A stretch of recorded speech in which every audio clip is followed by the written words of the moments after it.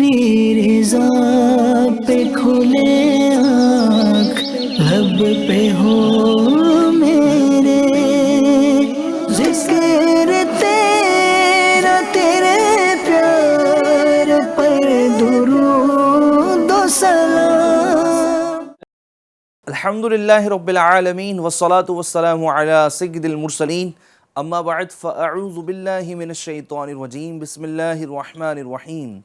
الصلاة والسلام علیک یا رسول اللہ وعلی آلک واصحابک یا حبیب اللہ، الصلاة والسلام علیک یا نبی اللہ وعلی آلک واصحابک یا نور اللہ۔ صبح کے حسین اور بابرکت لمحات میں ایک مرتبہ پھر لے کر حاضر ہو چکے ہیں ایک نئی صبح۔ اللہ تبارک و تعالیٰ آج کی صبح ہمارے لیے خیر و برکت والی بنائے اور آج کا دن ہمارے لیے سعادت بھرا بنائے۔ ناظرین، اس پروگرام میں تلاوت قرآن سے ہم انشاءاللہ الکریم باقاعدہ آغاز کریں گے۔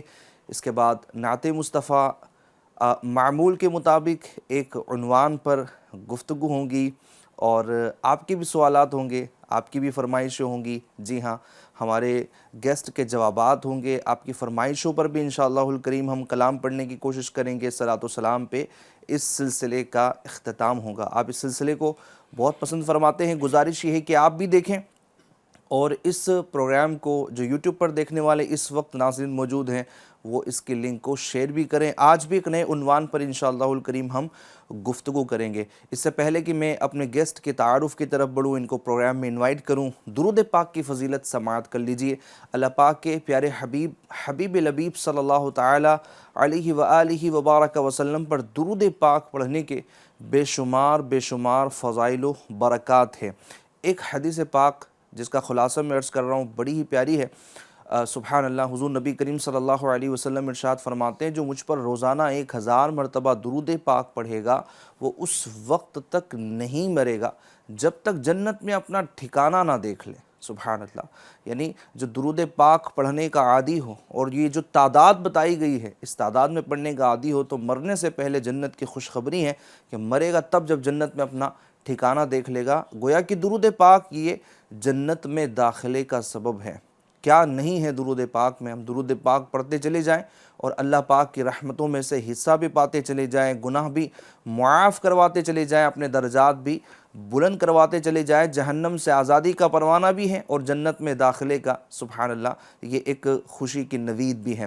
اللہ پاک ہمیں خوب درود پاک پڑھنے کی توفیق عطا فرمائے۔ آئیے ایک مرتبہ مل کر میرے ساتھ پڑھ لیجئے، صلو علی الحبیب صلی اللہ علی محمد صلی اللہ تعالی علیہ وآلہ وبارک وسلم۔ پروگرام کو ہم انشاءاللہ باقاعدہ آگے لے کر بڑھتے ہیں، تلاوت قرآن سے آغاز کریں گے۔ آج جو انشاءاللہ سلسلے میں تلاوت کرنے والے ہمارے ارشاد حبیب بھائی، ان کو ویلکم کہتے ہیں۔ السلام علیکم ورحمۃ اللہ وبرکاتہ۔ کیسے ہیں ارشاد حبیب مدنی صاحب؟ ماشاءاللہ ماشاءاللہ، جزاک اللہ، تشریف لائے، جزاک اللہ، ماشاءاللہ۔ تلاوت قرآن یہ دل کو منور کرتی ہے۔ جی ہاں، ہم بھی تلاوت قرآن کرنے کے اللہ کرے عادی ہو جائیں۔ یہ پروگرام سے پہلے اور مختلف سلسلوں سے پہلے جو تلاوت قرآن کرنے کا سلسلہ ہوتا ہے یہ ہمیں یوں بھی درس دے رہا ہوتا ہے کہ ہم اپنے کاموں کے ابتدا میں تلاوت قرآن کو شامل کریں۔ آج کے ہمارے جو پروگرام میں نعت خواں ہیں، بڑے ہی پیارے نعت خواں ہیں، ممبئی واشی سے ان کا تعلق ہے، ہمارے اظہر بھائی۔ السلام علیکم ورحمۃ اللہ وبرکاتہ۔ کیسے اظہر بھائی؟ خیریت سے ہیں؟ ماشاءاللہ ماشاءاللہ، اللہ پاک سلامت رکھے، شاد رکھے، مرحبا، خوش آمدید، ماشاءاللہ، جزاک اللہ، بہت بہت شکریہ۔ مظفر اتاری صاحب جن کو آپ پروگرام میں ماشاءاللہ ایک نے صبح میں کنٹینیو دیکھتے ہیں، پھر سے آپ کا ویلکم ہے۔ السلام علیکم ورحمۃ اللہ وبرکاتہ۔ ماشاءاللہ، مظفر بھائی کیسے ہیں؟ خیریت سے ہیں؟ ماشاءاللہ، خوش آمدید، ویلکم، اللہ پاک آپ کا قبول فرمائے۔ الحمدللہ علی کل حال، ہر حال میں اللہ پاک کا شکر ہی ہے، اللہ پاک کی حمد ہی ہے۔ اللہ پاک سب کو سلامت رکھیں۔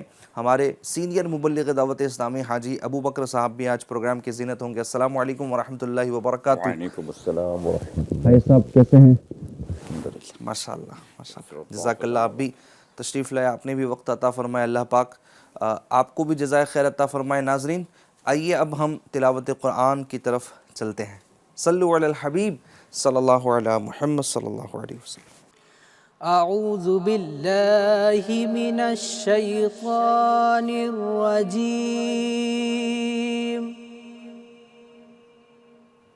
میں اللہ کی پناہ میں آتا ہوں شیطان مردود سے۔ بسم اللہ الرحمن الرحیم۔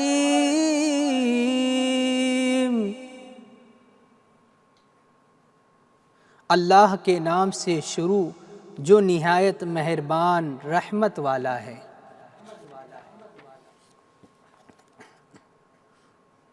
الحمد للہ رب العالمین۔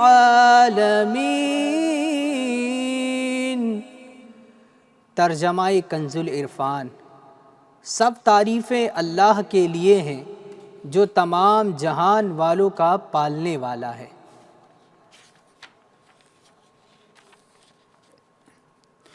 الرحمن الرحیم۔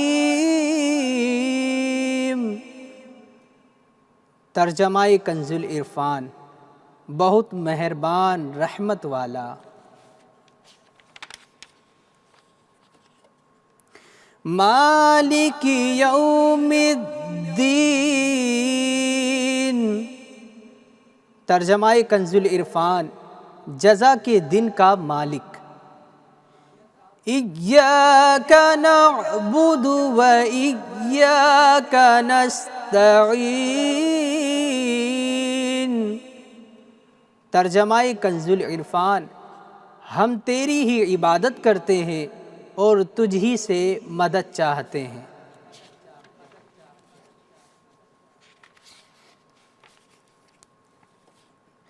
اہدنا الصراط المستقیم صراط الذین انعمت علیہم۔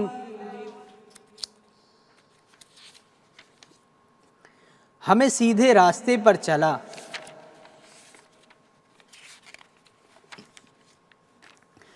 راستہ ان لوگوں کا جن پر تو نے احسان کیا۔ صراط الذین انعمت علیہم غیر المغضوب علیہم ولا الضالین۔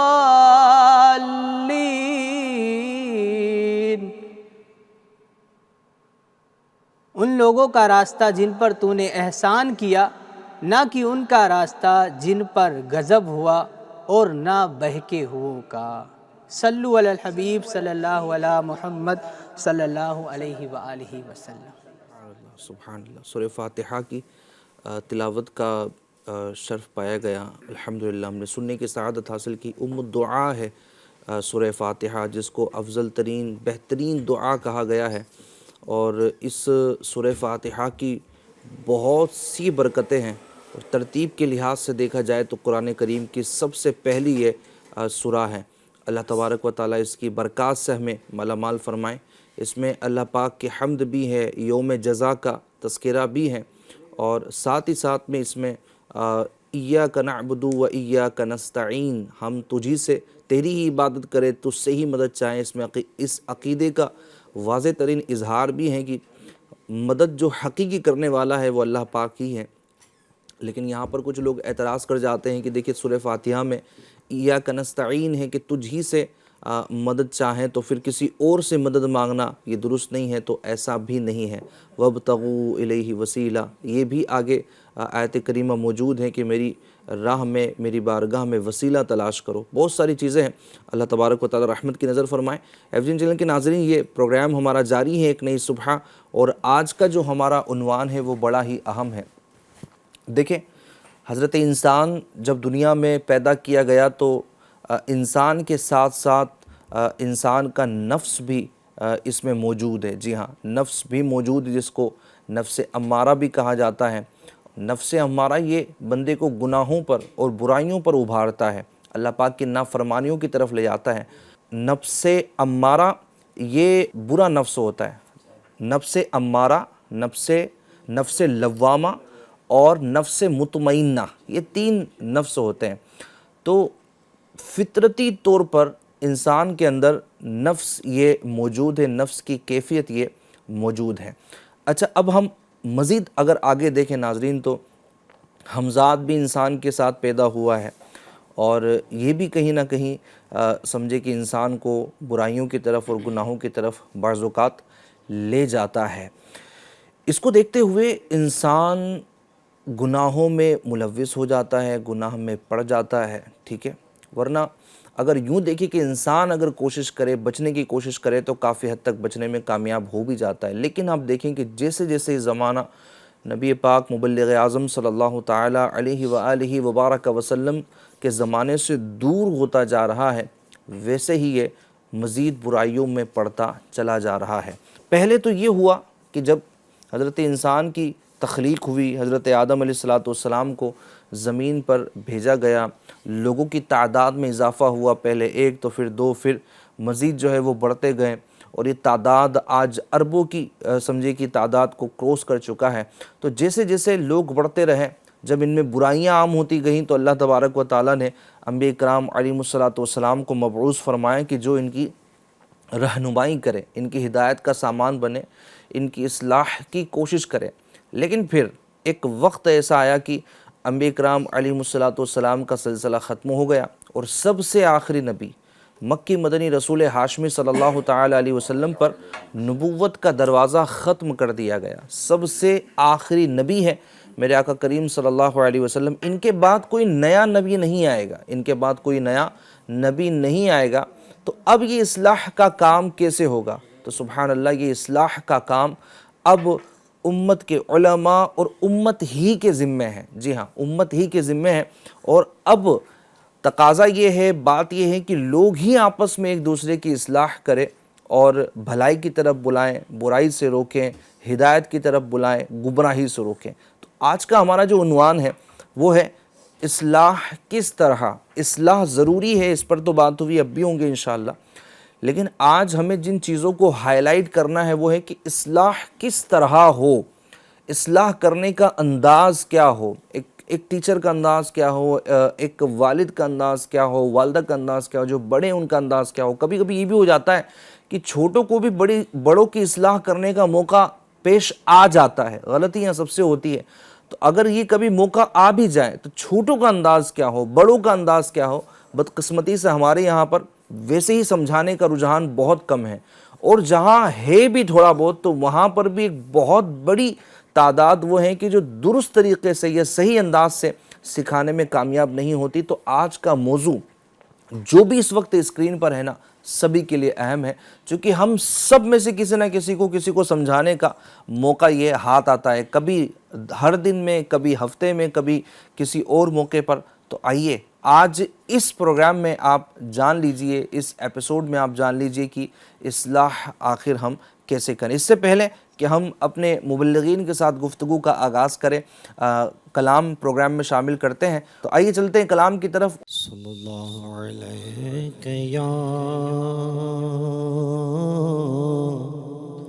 یا رسول اللہ،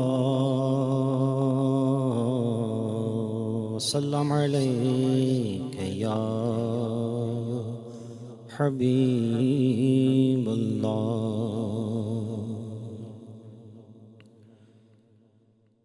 بہار جان فضا تم ہو، نسیم گل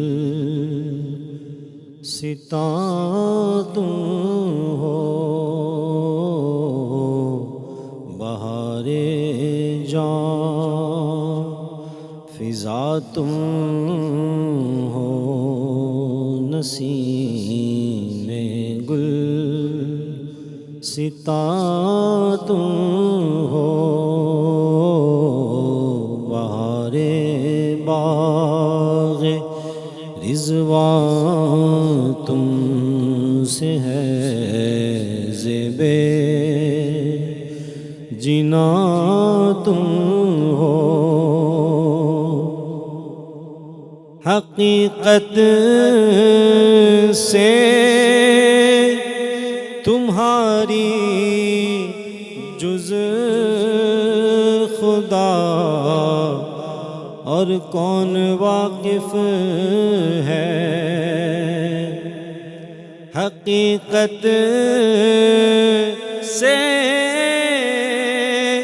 تمہاری جز خدا اور کون واقف ہے؟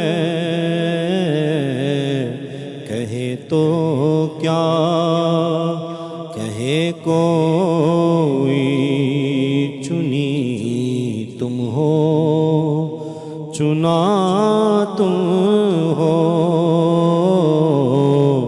کہے تو کیا کہے کوئی، چنی تم ہو چنا تم ہو۔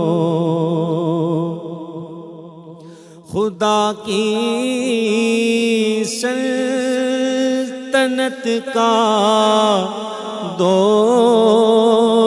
جہاں میں کون دولہا ہے؟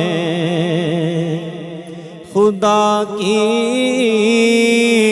سلطنت کا دو جہاں میں کون دولہا ہے؟ تم ہی تم ہو، تم ہی تم ہو، یہاں تم ہو وہاں تم ہو، تم ہی تم ہو، تم ہی تم ہو، یہاں تم ہو وہاں تم ہو۔ کجا خاک افتادہ، کجا تم اے شہ بالا، کجا خاک افتادہ، کجا تم اے شہ بالا، اگر مثل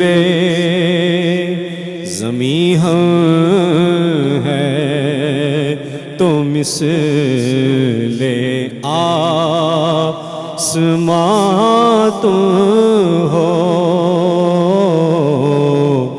اگر مثل زمیں ہم ہے تو مثل آسمان تم ہو۔ میں بے کس ہوں، میں بے بس ہوں، مگر کس کا تمہارا ہوں۔ میں بے کس ہوں، میں بے بس ہوں، مگر کس کا تمہارا ہوں۔ تہے دام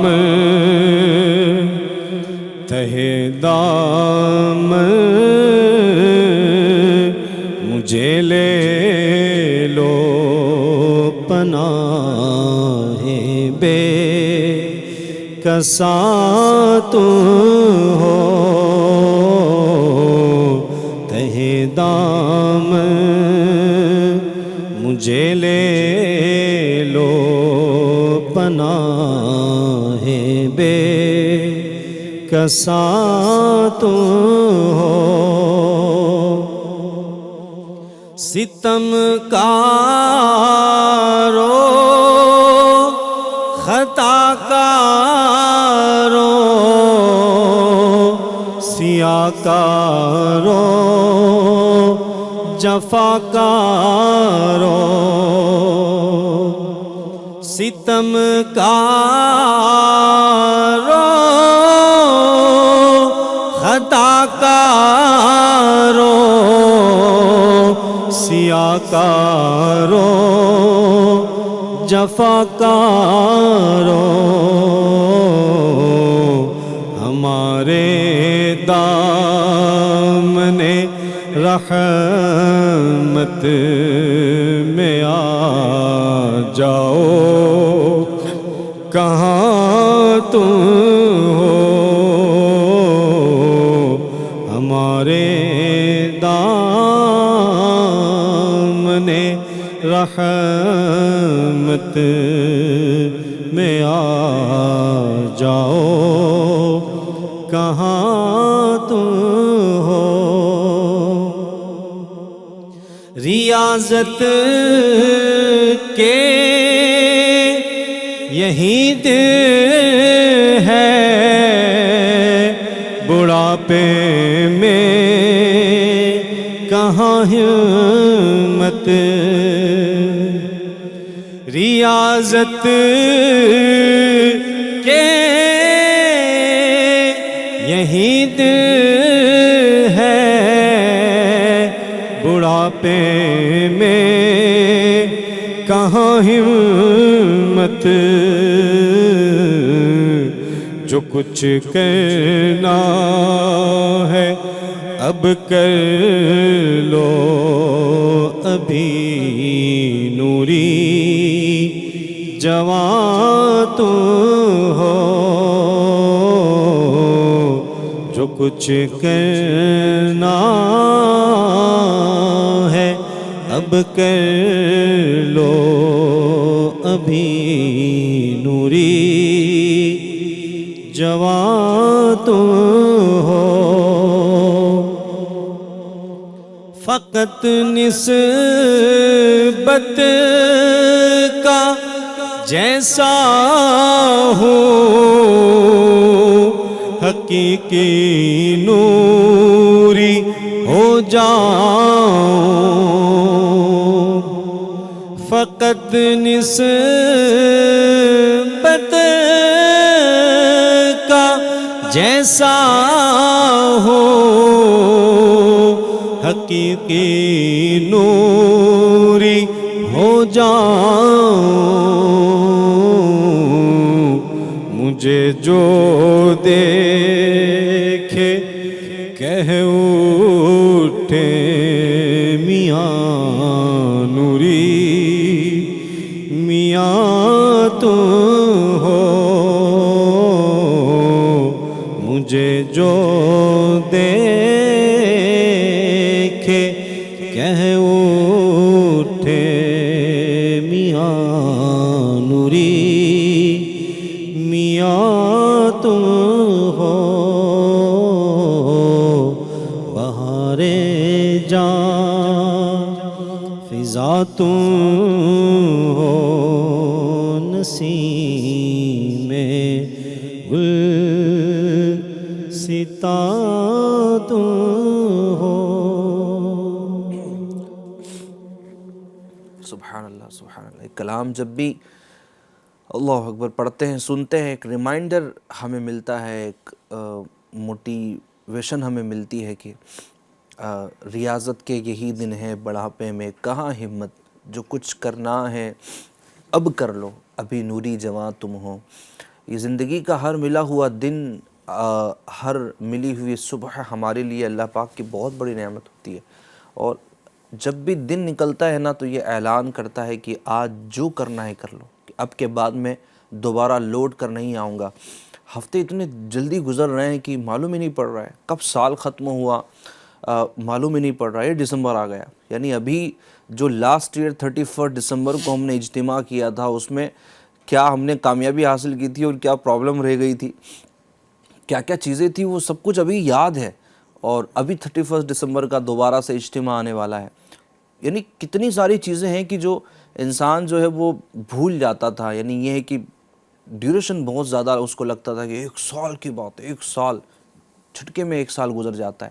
اللہ پاک ہمیں اس کی اطاعت میں دنوں رات گزارنے کی توفیق عطا فرمائے, اور اللہ کرے کہ ہم کچھ کر کے چلے جائیں. یہ پروگرام ہماری اصلاح کے لیے بھی ہے نا. سب سے پہلے تو نیت میں یہی کروں کہ میں جو بھی سلسلہ کروں میری اصلاح کے لیے کروں, اور نیت یہ شامل حال ہوں کہ جب بھی ہم بات کریں نا, جب بھی اچھی بات کریں تو ہماری اصلاح کی نیت ضرور شامل حال ہو. میں مظفر بھائی کی طرف بڑھوں گا. مظفر بھائی کیا فرماتے ہیں اصلاح کی اہمیت پر؟ جب کسی چیز کی اہمیت اجاگر ہو جاتی ہے, سب سے پہلے ہماری قوم یہ ایکسیپٹ تو کرے کہ اصلاح بھی کوئی شے ہے, اور اس کے بنا کیا کیا معاشرے میں جو ہے وہ پھیلنے کے چانسز ہے اگر اصلاح کا کام روک دیا جائے. الحمدللہ رب العالمین والصلاة والسلام علی سید المرسلین. بسم اللہ الرحمن الرحیم وصلی اللہ علی محمد صلی اللہ علیہ وسلم. ندیم بھائی, اگر یہ اصلاح کا سلسلہ نہ ہونا تو دنیا کے کام کاج گویا رک جائیں. آج بچپن ہی سے, بالکل چھوٹی عمر کا جو بچہ ہوتا ہے وہیں سے غلطیوں کا اور اس کی اصلاح کا سلسلہ شروع ہوتا ہے. ایک بچے کو پڑھائی کے لیے جب وہ ایک دم ابتدائی اسکول میں, نرسری وغیرہ میں داخل ہوتا ہے تو اس کے ہاتھ میں پہلے سلیٹ اور اس کی پینسل دی جاتی ہے. وہ لکھتا ہے, اس کو ہاتھ سے مٹاتا ہے, ڈسٹر سے مٹاتا ہے, غلطی ہوتی ہے. پھر ایک عرصے تک پینسل اور ربر کا سلسلہ ہوتا ہے. پینسل لکھنے کے لیے اور غلطی کچھ ہو جائے تو ربر سے, اریزر سے اس کو مٹانے کے لیے. پھر آگے اور مزید بڑھتا ہے, بال پین سے لکھنا شروع کرتا ہے. اس میں بھی اگر غلطی ہوتی ہے تو اس کو بھی مٹانے درست کرنے کے لیے جو ہے وائٹنر وغیرہ موجود ہوتا ہے. اصلاح کا کوئی نہ کوئی ذریعہ جو ہے نا وہ ساتھ میں دیا گیا ہے, کیونکہ عام ہم انسان, ہم جیسے انسان, بلکہ مجھ جیسا انسان جو ہے یہ خطا اور نسیان کا مرکب ہے. بزرگوں کی بات الگ ہے, اللہ تعالیٰ انہیں محفوظ رکھتا ہے. انبیاء کرام جو ہے وہ تو معصوم ہیں, لیکن عام طور پر انسانوں سے نا کوئی غلطی ہوتی ہے اپنے کام کاج میں, اپنے پروفیشن میں, بات چیت میں, دیگر انداز میں. تو اگر یہ اصلاح کا سلسلہ, یہ کوئی مطلب ٹیمپرری یا آپشنل عمل نہیں ہے, یہ بھی ایک ریگولر عمل ہے. اصلاح کی ضرورت جو ہے نا پیش آتی رہتی ہے, اور یہ اصلاح کرنا اچھی نیت کے ساتھ اللہ کو راضی کرنے کے لیے, اور واقعی اپنے بھائیوں کو جو ہے نا زینت بخشنے کے لیے, کسی کی کوئی غلطی دور کر کے اس کو بہترین انداز سے, یہ نہ ہو کہ مطلب میں نے کسی کی غلطی بیان کی نا تو میری واہ واہ ہو جائے کہ میرا عمل, میرا علم کتنا زیادہ ہے, میرا معاملہ کتنا زیادہ ہے, بلکہ سامنے والے کی خیر خواہی کو مقصود رکھتے ہوئے اس اصلاح کی کوشش کرنا چاہیے. اور اس امت کی فضیلت کے متعلق بھی قرآن پاک میں بیان ہوتا ہے, یعنی تم بہترین ہو ان سب امتوں میں جو لوگوں میں ظاہر ہوئی, بھلائی کا حکم دیتے ہو, برائی سے منع کرتے ہو, اور اللہ عز و جل پر ایمان رکھتے ہو. یعنی امت کی فضیلت, سرکار صلی اللہ علیہ وسلم کے صدقے امت کو فضیلت ملی ہے. ہمارے آقا سے جس چیز کو نسبت ہوئی, قرآن پاک آپ پر نازل ہوا تو تمام آسمانی کتابوں میں, تمام زمینی آسمانی ساری کتابوں میں قرآن سب سے افضل ہو گیا. ہمارے آقا کے اہل بیت سب سے, دیگر انبیاء کرام کے گھر والوں سے افضل. ہمارے آقا کے صحابہ دیگر انبیاء کرام کی جو امتی ہیں, آپ کے جو حواری ہیں, ان سے افضل. اس طرح سے ہمارے آقا صلی اللہ علیہ وسلم کی امت جو ہے یہ بھی تمام امم سابقہ سے افضل ہوئی. اور اس کی ایک فضیلت, اس کا خاصہ جو بیان کیا جا رہا ہے کہ امت کی خصوصیت کیا ہوگی, یہ بھلائی کا حکم دینے والی ہوگی, یہ برائی سے منع کرنے والی ہوگی, اور اللہ تعالیٰ پر ایمان رکھنے والی ہوگی. اسی طرح ایک جگہ فرمایا گیا, اور تم میں ایک گروہ ایسا ہونا چاہیے جو بھلائی کا حکم دے, برائی کو سے منع کرے, اور یہی لوگ مراد کو پہنچے. یعنی کامیاب ہونے والے لوگ جو ہے وہ ایسے بیان کیے گئے ہیں جو نیکی کی دعوت دیتے ہیں اور برائی سے منع کرتے ہیں. تو مفتی احمد یار خان ایمی رحمۃ اللہ تعالیٰ علیہ اس کی شرح میں بیان فرماتے ہیں کہ اے مسلمانوں, ایسی جماعت بنو یا بن کر رہو جو تمام ٹیڑھے لوگوں کو نا خیر یعنی بھلائی کی دعوت دے. سبحان اللہ. جو لوگ ایمان سے دور ہیں ان کو ایمان کی دعوت دے, جو ایمان والے تو ہیں لیکن نماز نہیں پڑھ رہے, نیک اعمال نہیں کر رہے, ان کو خیر کی دعوت دے. صحیح ہے. جو فسق و فجور میں مبتلا ہے, گناہوں میں, ان کو تقوی کی دعوت دے. جو غافل ہیں ان کو بیداری کی دعوت دے. جو جاہل ہیں ان کو علم کی دعوت دے. جو خشک مزاج ہے ان کو لذت عشق کی دعوت دے. اور بری باتوں سے, برے عقیدوں سے, برے عملوں سے, بری چیزوں سے نا ہر جگہ لوگوں کو اپنے اپنے منصب کے مطابق دل سے, زبان سے, قلم سے, اپنے اپنے انداز سے روکنے کی کوشش کرے. تو یہ بڑا اہم فریضہ ہے. اگر اس کو بندہ اگر چھوڑ دے, بھائی میں خود تو عمل کر رہا ہوں, میں تو نماز کے لیے جا رہا ہوں, لیکن اپنے گھر والوں کو تاکید نہیں کر رہا. میں نماز کے لیے جا رہا ہوں, راستے میں گلی محلے میں جو لوگ نماز نہیں پڑھ رہے ان کو میں دعوت نہیں دے رہا. بھائی اذان کی آواز تو سب کے کانوں میں آتی ہے, سب پر اپنا اپنی جو ہے نماز پڑھنا ضروری ہے، مجھے کیا ضرورت ہے نیکی کی دعوت دینے کی؟ تو ایسا بندہ جو ہے جو خود نیک عمل کر رہا ہے لیکن نیکی کی دعوت نہیں دے رہا ہے، اچھا لوگوں کو گناہوں میں دیکھ رہا ہے، لوگوں کو نافرمانیوں میں دیکھ رہا ہے، لیکن اس کا کبھی چہرے پر جو ہے نا تغیر ذرا بھی نہیں آ رہا ہے، تو ایسا بندہ بھی جو ہے وہ اپنی جگہ خوش فہمی میں نہ رہے، بلکہ واقعات میں آتا ہے کہ حضرت جبریل امین علیہ السلام کو ایک حکم ہوتا ہے اللہ تعالیٰ کی طرف سے کہ فلاں شہر کو جو نا زیر و زبر کر دو، عذاب نازل کرو، اس کی بستیوں کو اٹھا کر پلٹ دو۔ تو حضرت جبریل امین علیہ السلام بھی فرشتوں کے سردار ہیں، آپ بھی جان رہے دیکھ رہے، آپ فرماتے ہیں کہ فلاں نیک بندہ بھی اللہ اس بستی کے اندر موجود ہے جس نے ایک لمحے کے لیے بھی گناہ نہیں کیا، نافرمانی نہیں کی۔ اللہ کی بارگاہ میں عرض کرتے ہیں اللہ کی بارگاہ میں کہ اے مالک و مولا فلاں بندہ جو ہے نیک ہے، وہ بھی اس بستی میں موجود ہے، اگر عذاب نازل کیا جائے گا، بستی کو الٹ پلٹ دیا جائے گا تو وہ بھی ہلاک ہو جائے گا۔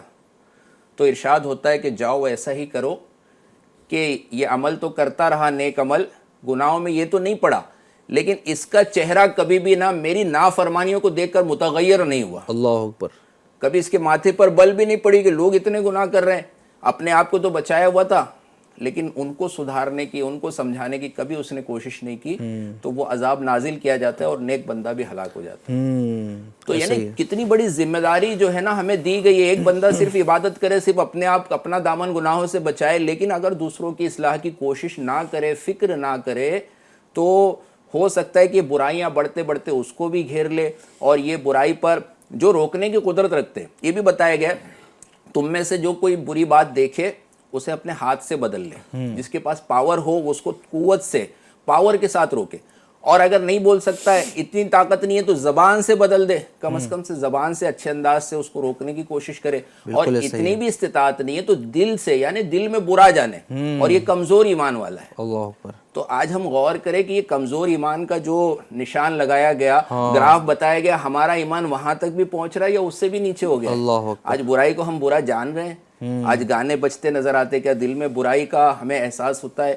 آج لوگ نماز ہو رہی ہے، اذان ہو رہی ہے اور لوگ کھیل رہے ہیں، باتیں کر رہے ہیں، مسجد کی طرف نہیں آ رہے، کیا کبھی ہمارے دل میں اس کا جو ہے احساس ہوتا ہے؟ تو یہ احساس ہونا ضروری ہے، کم از کم برائی کسی کی دیکھ کے اس کو دل میں برا جاننا ضروری ہے، اور جو اس کو روک سکے، جو اس کو سمجھا سکے، ان کو بڑھ کر سمجھانا بھی ضروری ہے، ورنہ آج یہ ہوگا کہ جو برائی میں لگا ہے وہ مزید بڑھتا جائے گا، اور یہ معاشرہ جو ہے نا برائی کی طرف بڑھتا چلا جائے گا۔ اللہ پاک رحمت کی نظر فرمائیں، تو اس کی بہت اہمیت ہے، قرآن بھی ہمیں اس کا درس دے رہا ہوتا ہے، احادیث پاک میں بھی اس کے ترغیبات موجود ہے، اور اگر کوئی اصلاح کا کام نہ کرے تو وہاں پر جو وعیدات کے معاملات ہیں، پوری کی پوری قوم کے ساتھ ساتھ ہلاکت کا سبب اس کا بھی بنا کہ جو خود تو نیکی کرتا تھا لیکن لوگوں کو نیکی کی طرف بلاتا نہیں تھا۔ تو یہ بہت اہم کام ہے ناظرین، بہت اہم کام ہے، اور یقین جانے کہ اصلاح کرنے کی جو بات ہے، اصلاح کرنے کا جو موقع ہے، اصلاح کرنے کی جو سمجھے کہ ایک معاملہ ہے، وہ پہلے کے بنسبت آج بہت زیادہ ہے، چونکہ آج معاشرے میں برائیاں بہت زیادہ پھیلتی جا رہی ہے۔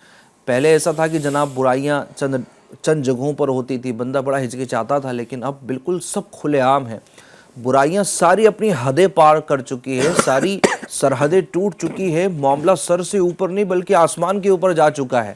اب میری اور آپ کی ذمہ داری ہے کہ ہم اس فریضے کو انجام دیں اور نیکی کی دعوت دیں، اصلاح کا کام کریں، اور سب سے پہلے تو میں گزارش کروں گا کہ دیکھیں جب خود بدلتا ہے نا تو جگ بدلتا ہے، معاشرہ تبدیل ہوتا ہے، فرد سے معاشرہ ہے۔ سب سے پہلے ہم باتیں کریں اپنے آپ کے بدلنے کی کہ میں کہاں ہوں، یہ میں اپنے آپ سے سوال کروں، آپ اپنے آپ سے سوال کریں کہ میں اصلاح کرنے کی بات کر رہا ہوں، کہیں مجھے خود کو اصلاح کرنے کی حاجت تو نہیں ہے کہ کوئی مجھ بھی اصلاح کرے؟ یہ بھی ہوگا، یقیناً ہر ایک بندے کے اندر کچھ نہ کچھ کمیاں موجود ہوتی ہے، لیکن میں اپنے آپ سے آغاز کروں گا کہ میں اپنی بھی اصلاح کروں اور میں اپنے گھر والوں کی بھی اصلاح کروں، تو انشاءاللہ اسٹیپ بائی اسٹیپ چلتے رہیں گے۔ یہ بھی ایک فن ہے، اسے سیکھنا چاہیے، سمجھنا چاہیے، اور آج اسی پر ہم بات کر رہے ہیں، گویا کہ ایک سسٹم دے رہے ہیں، ایک انداز آپ کو ہم دیں گے کہ اصلاح آخر کرنا ہے تو کیسے کرنا ہے۔ میں حاجی صاحب کی طرف بڑھوں گا۔ حاجی صاحب آج کا موضوع بڑا اہم ہے، کیا فرمائیں گے؟ بسم اللہ الرحمن الرحیم وصلی اللہ تعالی علی محمد صلی اللہ علیہ وسلم۔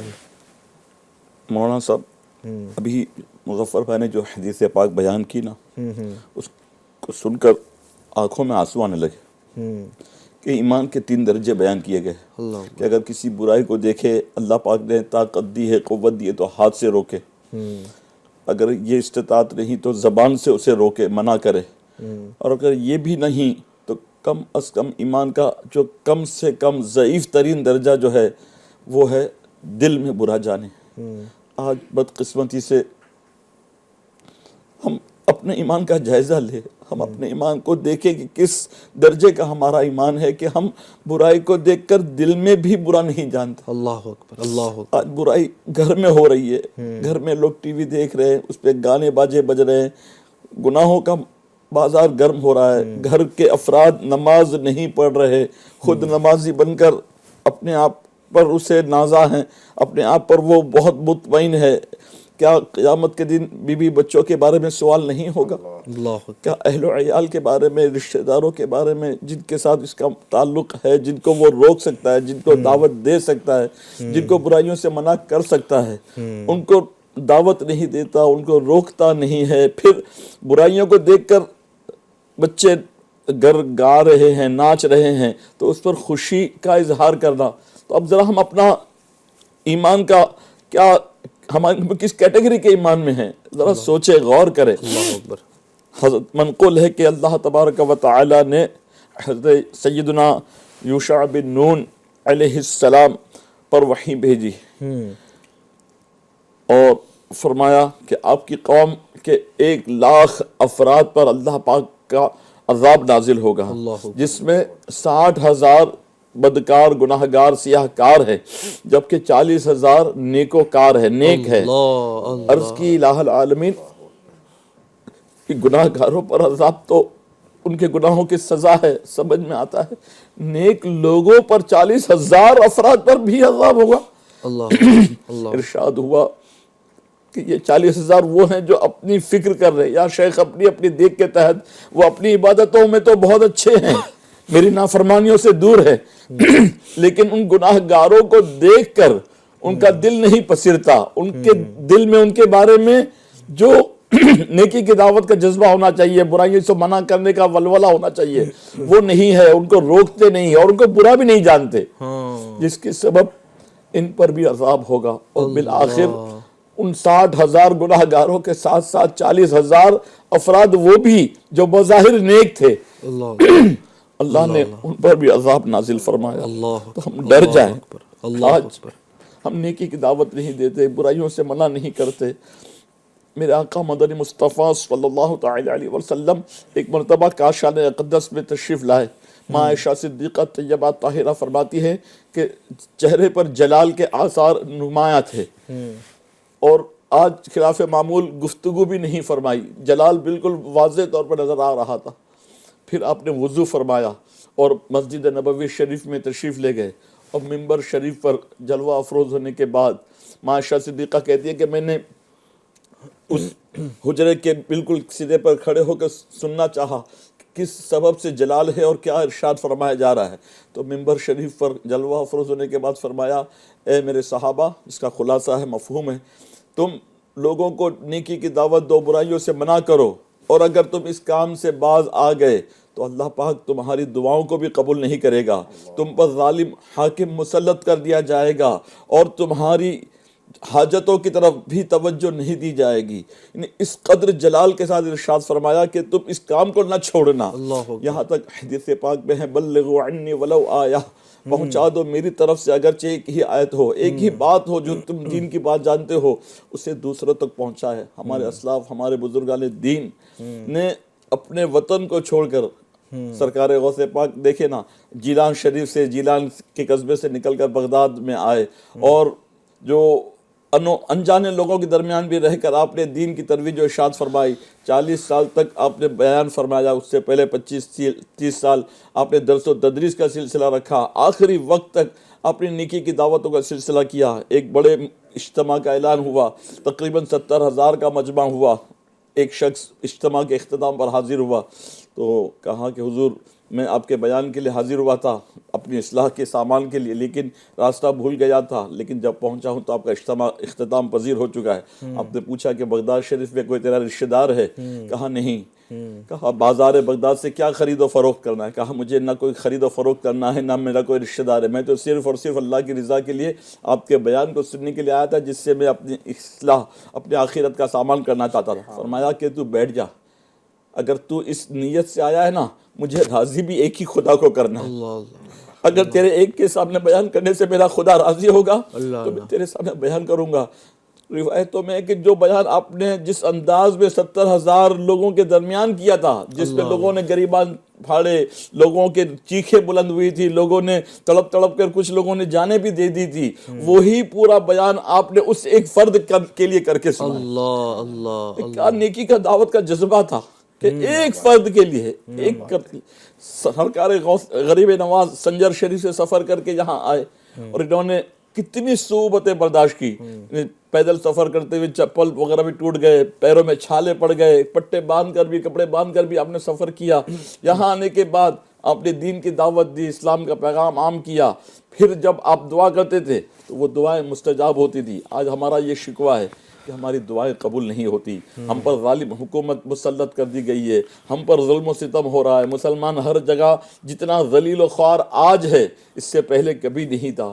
ہم ذرا اپنا طائرانہ جائزہ لے لیں کہ کیا یہ اسباب، یہ سارے معاملات کہیں ہماری نیکی کی دعوت اور برائی سے منع کرنے والی جو صفت، جو قرآن مجید میں بھی ہماری صفت کا اظہار کیا گیا کہ اس امت کو جو فضیلت حاصل ہے، یہ اس لیے کہ لوگوں کو نیکی کی دعوت دیتے ہیں، برائیوں سے منع کرتے ہیں۔ اور آپ نے اوائل میں ہی تمہیدی طور پر بھی فرمایا کہ یہ وہ امت ہے جس کو نبی پاک علیہ الصلوۃ والسلام کے وصال ظاہری کے بعد، نبوت کا دروازہ بند ہونے کے بعد، اب یہ سلسلہ ہم امتیوں کو سونپا گیا ہے۔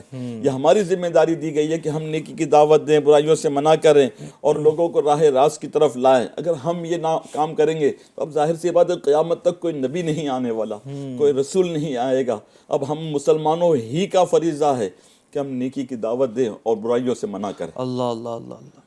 حقیقت تو یہ ہے حاجی صاحب، آپ نے جو جملہ یہاں بیان کیا نا کہ جتنے مسلمان آج ذلیل و خوار ہے، اس سے پہلے کبھی نہیں تھے۔ اور یہ کیوں؟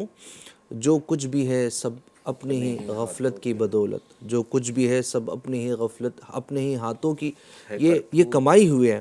جو کچھ بھی ہے سب اپنے ہی ہاتھوں کی ہے کرتوت، شکوہ ہے زمانے کا نا قسمت کا گلہ ہے۔ اللہ اکبر، دیکھے یہ دن اپنی ہی غفلت کی بدولت، سچ ہے کہ برے کام کا انجام برا ہے۔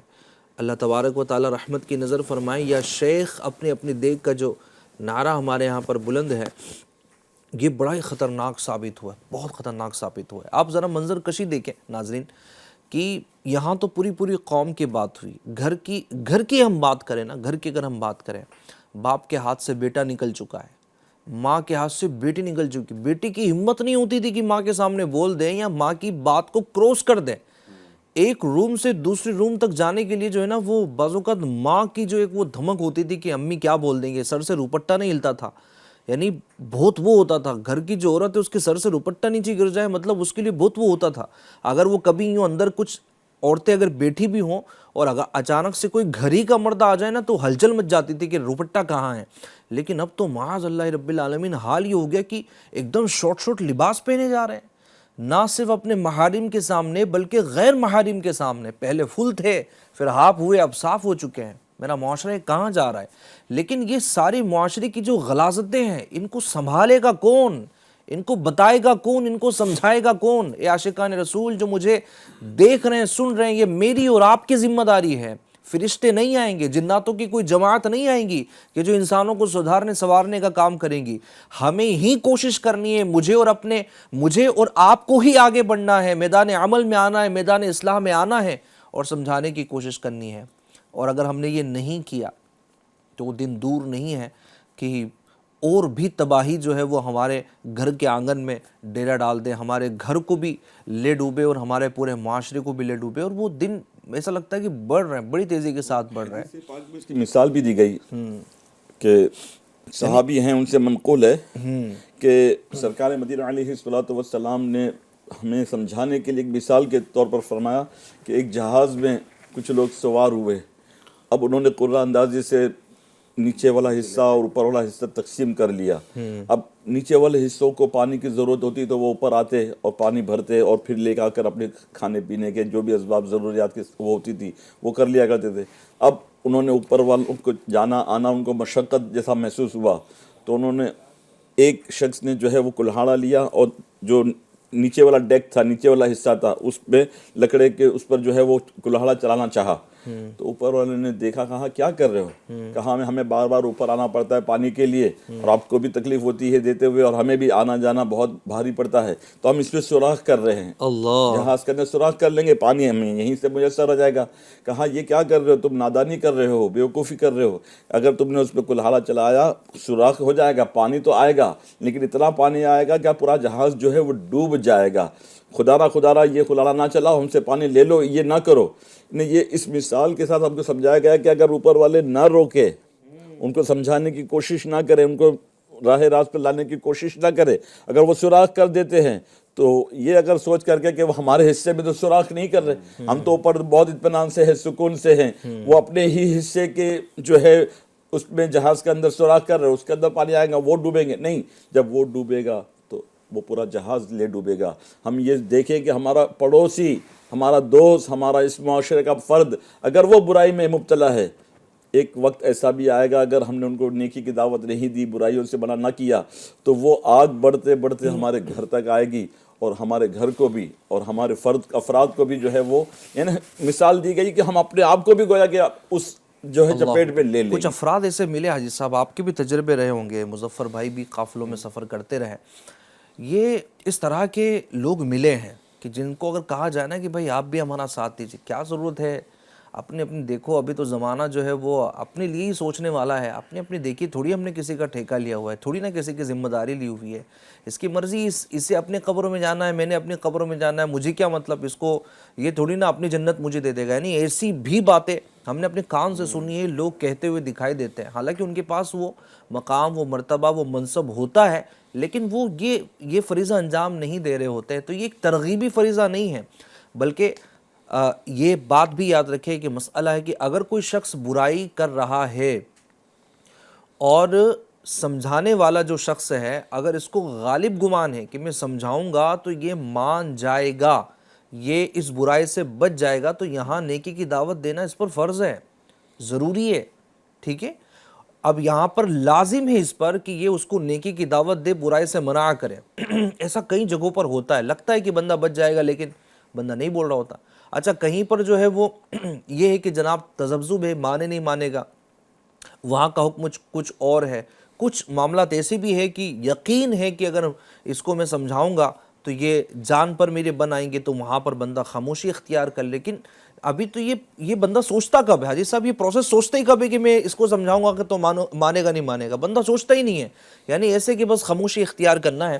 بلکہ ایسا بھی ہے کہ جو بظاہر نیک نظر آنے والے لوگ ہیں، ان کا لبادہ اچھا ہے اور ساری چیزیں ان کی اچھی ہیں، لیکن جب گھر میں اس طرح کے فنکشنز ہوتے ہیں، جب معاملات ہوتے ہیں حاجی صاحب، تو اس وقت پھر برائیوں پر معاملات جو ہوتے ہیں، یار ٹھیک ہے نا، خوشی کے دن ہے نا یار، شادی تو ایک بار زندگی میں ہوتی ہے، بچے ہیں انجوائے کر رہے ہیں، کیا مسئلہ ہے، اسلام بھی تھوڑی نا اتنا سخت ہے یار. اسلام یعنی اس طرح کے جملے بول کے آپ چھوٹ جائیں گے، آپ جو ہے وہ خلاصی لے لیں گے. نہیں، اللہ پاک کی نافرمانی کبھی بھی کی جائے، کبھی بھی کی جائے. اس میں کیٹیگریز بیان کی گئی نا. جیسے ابھی باپ ہے، اب یہ سوچے کہ میرا بیٹا ہے نماز نہیں پڑھتا ہے تو کیا ہے، اگر یہ سوچ کر کے چھوڑ دے گا تو وہ نمازی بنانے میں اس کی مطلب اس کا رول اور اس کا کردار نہیں رہا.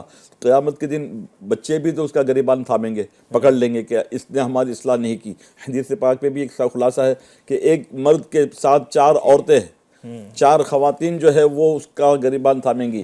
ماں آئے گی، کہے گی کہ میں اس کی ماں تھی، یہ خود تو نماز پڑھتا تھا، یہ تو دین کا عمل کرتا تھا، علمدار تھا، علم بردار تھا، لیکن اس نے کبھی میری اصلاح کی کوشش نہیں کی.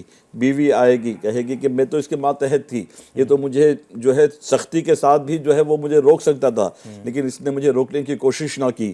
بہن آئے گی، وہ بھی کہے گی کہ میں اس کے ماتحت تھی، میں اس کی بہن تھی، اگر یہ مجھے خود تو نیک تھا لیکن میری طرف اس نے توجہ نہیں کی. اگر یہ سمجھاتا تو میں بھی نیک بن کر آتی، میں بھی متقیہ پرہیزگارہ بن کر کے آتی اور میں بھی جنت کا راستہ لیتی۔ بیٹی آئے گی اور بیٹی بھی فریاد کرے گی۔ اب آخر کار رب تعالیٰ علیم و خبیر و سمیع و بصیر ہے، اس سے پوچھا جائے گا تو کہے گا مولا مجھ سے یہ خطا ہوگی، میں خود اپنے یا شیخ اپنے دیکھ کے تحت میں نے اپنی اصلاح کی تو کوشش کی، اپنے آپ کو تو نیک بنایا، میں نے گھر والوں پر کوشش لیکن نہیں جواب دہی قیامت کے دن بھی ہے، ایسا نہیں کہ دنیا میں چلے چھوٹ گئے تو چھوٹ گئے، لیکن قیامت کے دن بھی خلاصے نہیں ہیں۔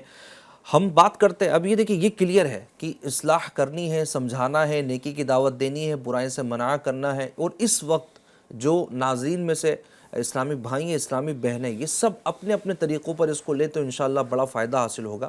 لیکن اب ہم چلتے ہیں، ایک سوال مزید شامل کرتے ہیں، پھر انشاءاللہ آپ کی فرمائش کی طرف بڑھیں گے۔ وہ مظفر بھائی کی اب یہ تو کلیئر ہے کہ سمجھانا ہے، لیکن چونکہ آج کا ہمارا عنوان ہی یہ تھا کہ اصلاح کا طریقہ ہو کیا ہو، اصلاح کس طرح کی جائے، تو حکمت عملی اور سمجھانا، چونکہ بعض اوقات جو ہے وہ ہوتا ایسے ہی کہ بندہ سمجھانے پر آتا ہے تو جذبات اتنے زیادہ اس کے بولتا نا غبارے کی طرح پھول جاتے ہیں کہ پھر وہ بجائے یہ ہے کہ اس کو سمجھا رہا ہے وہ اس کو جھاڑنے لگتا ہے، کئی ساری چیزیں ہو جاتی ہیں۔ تو کیا فرمائیں گے حکمت عملی کا کیا تعلق ہے سمجھانے سے؟ بالکل، قرآن پاک میں بھی حکم دیا گیا ہے کہ اپنے رب کی راہ کی طرف بلاؤ حکمت کے ساتھ اور اچھی نصیحت کے ساتھ، اور اس سے اس طریقے سے بحث کرو جو سب سے اچھا ہو۔ حکمت کے ساتھ جو ہے نا بندے کو نیکی کی دعوت، اس میں 3 چیزیں بیان کی گئی، حکمت کے ساتھ بیان کرنا، اچھی نصیحت کے ساتھ بلانا، اور سب سے اچھے طریقے سے جو ہے نا قرآن کی آیات ہے، حدیث مبارکہ ہے، اور یہ خاص طور پہ مسلمانوں کو، پہلا تو ہمارا جو دائرہ اتنا بڑا ہے، جیسے آپ نے بتایا کہ شروعات میں ہمیں اپنی ذات سے اور اپنے گھر سے اصلاح کی کوشش کرنا چاہیے، تو قرآن پاک میں بھی حکم دیا گیا ہے اے ایمان والو اپنی جانوں اور اپنے گھر والوں کو اس آگ سے بچاؤ جس کا ایندھن آدمی اور پتھر ہے، قُوا أَنفُسَكُمْ وَأَهْلِكُمْ نَارًا۔ تو اب سب سے پہلے اپنے گھر والوں کو، اپنی جان کو بچائے گا بندہ، نمازوں کا پابند بنے، گناہوں سے خود بچے، پھر اس کے بعد اپنے گھر والوں کو بچائے۔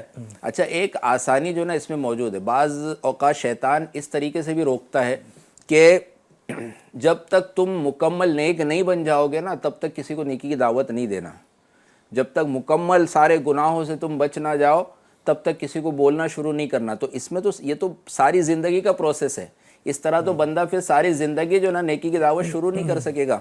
ابھی تو اس قابل نہیں ہوا، ابھی ذرا اور قابل بن جا، ابھی ذرا اور علم حاصل کر۔ اور آج جہاں نیکی کی دعوت پیش کرنے کی بات آتی ہے تو سب سے پہلے نا تو بندے کو اس کا علم ہونا ضروری ہے۔ آج شریعت کا جو علم ہوگا، جب اس کو معلوم ہوگا کہ گناہ کیا ہے اور ثواب کیا ہے، غلط کام کیا ہے اور صحیح کام کیا ہے، جب اس کو علم ہوگا تب تو وہ بتائے گا، تب تو وہ روکے گا۔ اب اس کے ساتھ ساتھ چلو معلومات کچھ لوگوں کو ہوتی ہے اور لوگ بولتے بھی ہیں، لیکن ڈانٹ ٹپٹ والا انداز ہوتا ہے، چلو یہ کام مت کرو بھائی، یہ کام سے رک جاؤ۔ اسی طرح گھر میں بھی چھوٹے بچوں کو بھی کچھ چیزوں سے منع کیا جاتا ہے، نہیں نہیں اس کے قریب مت جانا، نہیں یہاں یہ سوئچ کو ہاتھ مت لگانا، یہ کام نہیں کرنا۔ اچھا، انسان کی طبیعت کے بارے میں بتایا گیا کہ انسان کی طبیعت نا جس چیز سے منع کیا جاتا ہے اس کی طرف زیادہ بڑھتی ہے، اس کی طرف بندہ زیادہ مائل ہوتا ہے کہ نہیں منع کیوں کیا جا رہا ہے، منع کیا گیا نا تو کوئی بات ہوگی، کوئی راز ہوگا۔ تجسس کے بارے میں بھی بتایا گیا کہ تجسس کے بارے میں کہا جاتا ہے کہ تجسس انسان کی بہترین جبلتوں میں سے ایک جبلت ہے۔ Curiosity is one of the noblest instinct of man, کہ کیوریس ہوتا ہے بندہ، آخر اس کے اندر کیا ہے، اس کے اندر کیا ہے، یہی چیزیں اس کو کئی بار جو ہے ایجادات کی طرف سائنٹسٹ لوگ ہوتے ہیں وہ کوشش کرتے رہتے ہیں اس کے اندر کیا ہے، اس کے اندر کیا ہے، راز معلوم کرنے کے لیے تو کئی راز آشکار ہو جاتے ہیں، کئی انوینشن ہو جاتے ہیں ان سے۔ لیکن بندہ جب اس کو کسی چیز سے روکا جا رہا ہے نا تو اس کی حکمت بھی اگر ساتھ میں بتائی جائے کہ کس انداز سے یہ چیز کیوں غلط ہے، بیٹا اس سے کیا نقصان ہو سکتا ہے، اگر تم ہاتھ لگاؤ گے کبھی تمہیں کرنٹ لگ گیا تو جب تک اس کو کرنٹ معلوم نہیں ہے بچے کو، اس کو صرف احساس ہوگا کہ کرنٹ ہوتا ہے کیا ہے، کبھی اس کو جھٹکا لگا تو اس کو پتہ لگے گا۔ تو حکمت کے ساتھ، اور بعض اوقات لوگوں نے یہ انداز بھی اختیار کیا نمازی بنانے کے لیے، کسی نے مطلب جیسے بابا فرید الدین گنج شکر رحمۃ اللہ تعالی علیہ کا واقعہ ہے، آپ کی والدہ جو ہے نا نماز کے ساتھ جو ہے نا شکر کی پڑیاں رکھا کرتی تھی کہ بیٹا تم نماز پڑھو گے تو شکر ملا کرے گی۔ اس طرح سے حکمت کے ساتھ کچھ اچھے انداز سے بندے کو جب ان چیزوں کی طرف بلایا جائے، یا گناہ کے کاموں میں بھائی اس کے اندر یہ تمہارا نقصان ہے، ایسا کرو گے تو تمہارا یہ ہو جائے گا، وہ بیان کیا جائے نا تو پھر بندہ اس سے دیر تک رکے گا. ورنہ آج وقتی طور پر باپ جب تک موجود ہے اس نے روک لیا, استاد جب تک درجے میں کلاس میں موجود ہے تب تک انہوں نے روک لیا. ہر وقت تو وہ اسٹوڈنٹ کے ساتھ, ہر وقت تو طالب علم کے ساتھ نہیں رہ سکتے. تو ایسی باتیں سمجھانا بھی ضروری ہے کہ بندہ ہماری غیر موجودگی میں بھی دیر تک ان چیزوں سے دور رہے. تو حکمت کے ساتھ, اچھی نصیحت کے ساتھ, پھر قرآن و حدیث کے دلائل دے کر. بعض اوقات ایسے لوگ دلائل دیتے تھے, بزرگوں کے ایسے انداز ہوتے تھے نا کہ شارٹ سا عمل ہوتا تھا, شارٹ سے ایک جملے میں جواب ہوتا تھا, لیکن حکمتیں بہت ہوتی تھی. ایک شخص تھا, وہ ایک کسی بزرگ کے پاس پہنچا, غیر مسلم تھا. اس نے کہا کہ میرے 2-3 سوالوں کے جواب دے دو تو میں اسلام جو قبول کر لوں گا. میرا پہلا سوال یہ کہ خدا ہے تو نظر کیوں نہیں آتا؟ پھر دوسرا سوال یہ ہے کہ تم یہ کہتے ہو کہ شیطان جو ہے, تم یہ کہتے ہو کہ ہر کام تقدیر سے ہوتا ہے, تو پھر انسان کو سزا کیوں دی جاتی ہے؟ اگر انسان کسی کی تقدیر میں تھا کہ یہاں چوری کرے, اس کی تقدیر میں تھا کہ اس کے گھر سے مال چوری ہو جائے, تو یہ تو تقدیر کی وجہ سے ہوا, تو پھر چوری کرنے والے کو سزا کیوں دی جاتی ہے؟ پھر تیسرا سوال وہ کرتا ہے کہ تم یہ کہتے ہو کہ شیطان کو آگ سے پیدا کیا گیا ہے, اور یہ کہتے ہو قیامت کے دن اس کو آگ میں, جہنم میں ڈال دیا جائے گا. تو جب وہ آگ سے ہی بنا ہے اور آگ میں ڈالا جائے گا تو آگ اس پر کیا اثر کرے گی؟ اب ان کو سمجھانا تھا, جواب دینا تھا. انہوں نے ایک مٹی کا ڈھیلا لیا اور اٹھا کر اس کو مار دیا.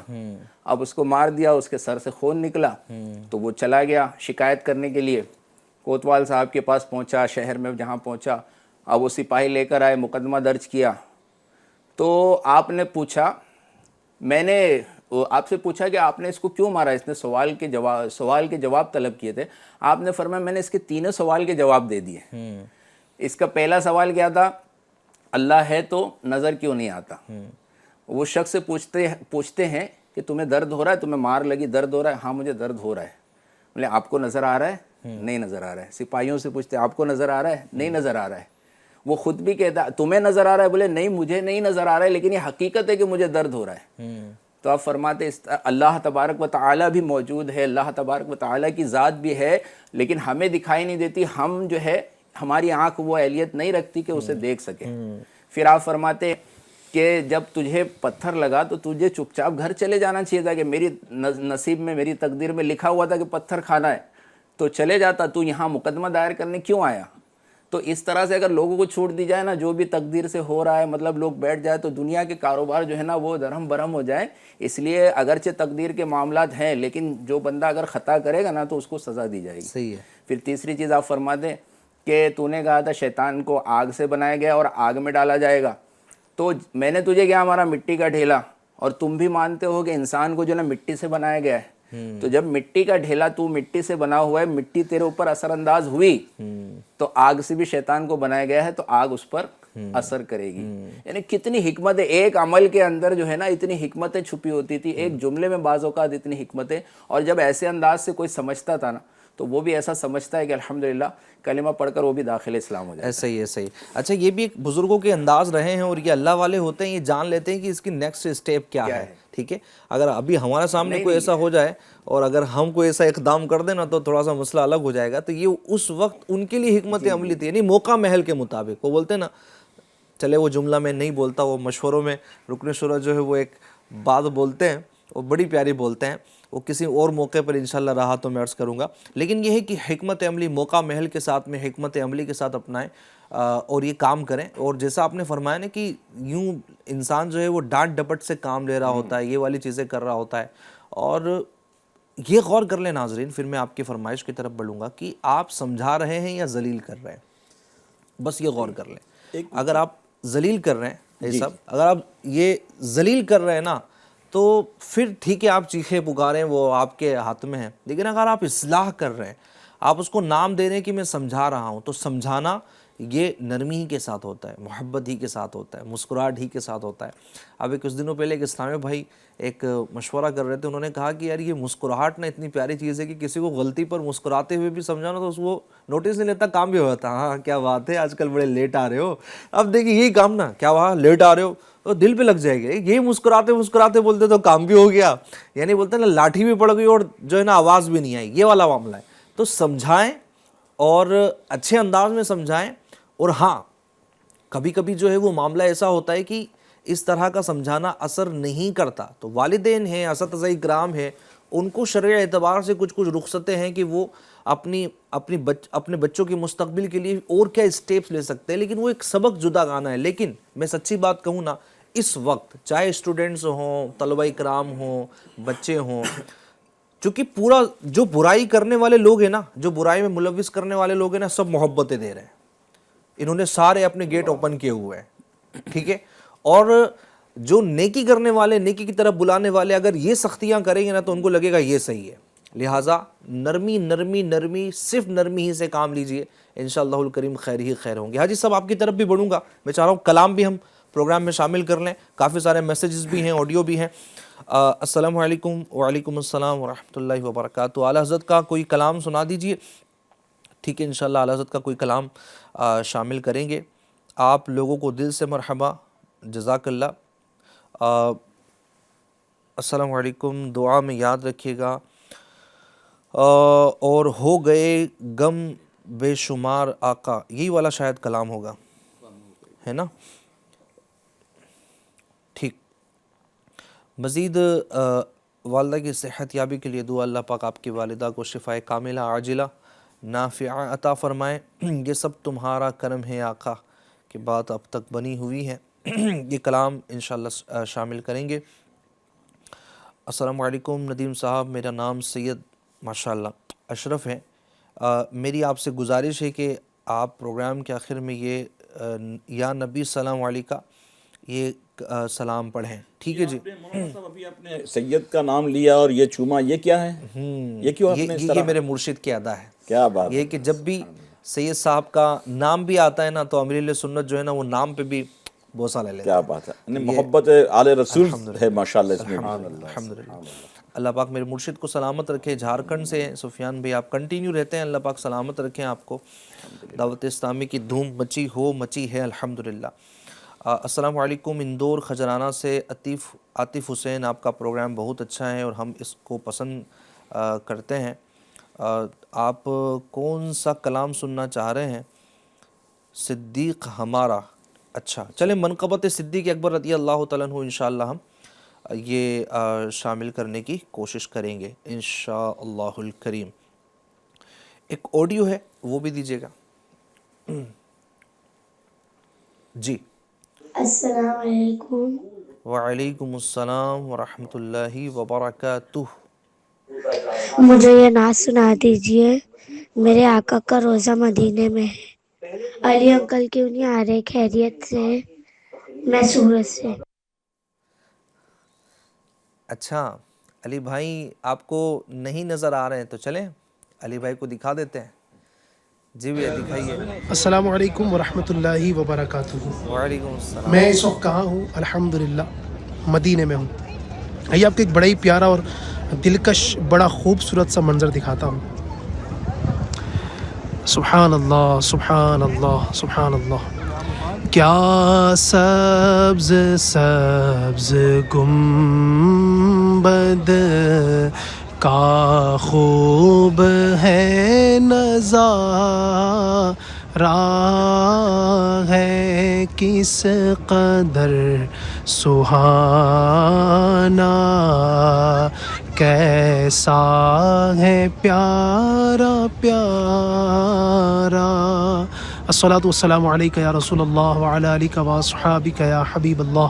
الصلاۃ والسلام علیک یا نبی اللہ وعلی آلک واصحابک یا نور اللہ۔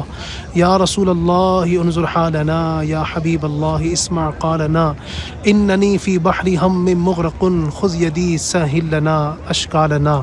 اسألک الشفاعۃ یا رسول اللہ، اسألک الشفاعۃ یا رسول اللہ، اسألک الشفاعۃ یا رسول اللہ۔ قلت حیلتی انت وسیلتی، ادرکنی یا رسول اللہ، ادرکنی یا رسول اللہ، ادرکنی یا رسول اللہ۔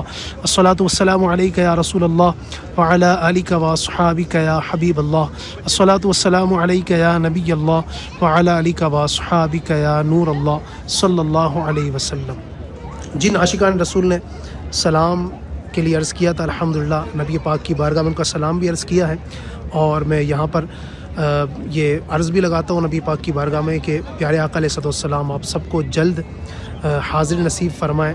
اللہ پاک کرم کرے کہ جلدی نبی پاک صلی اللہ علیہ وسلم کے دربار کی آپ کو بھی مجھے بھی بار بار یہ حاضری نصیب ہوتی رہے اور ہمارا بلاوا آتا رہے. اور کاش کہ ہم آخری حاضری جب ہماری ہو تو نبی پاک کے قدموں میں یہیں پر ہمیں جگہ مل جائے, انہی کے قدموں میں جنت البقیع میں اللہ پاک ہمارا آخری ٹھکانہ بنا دے.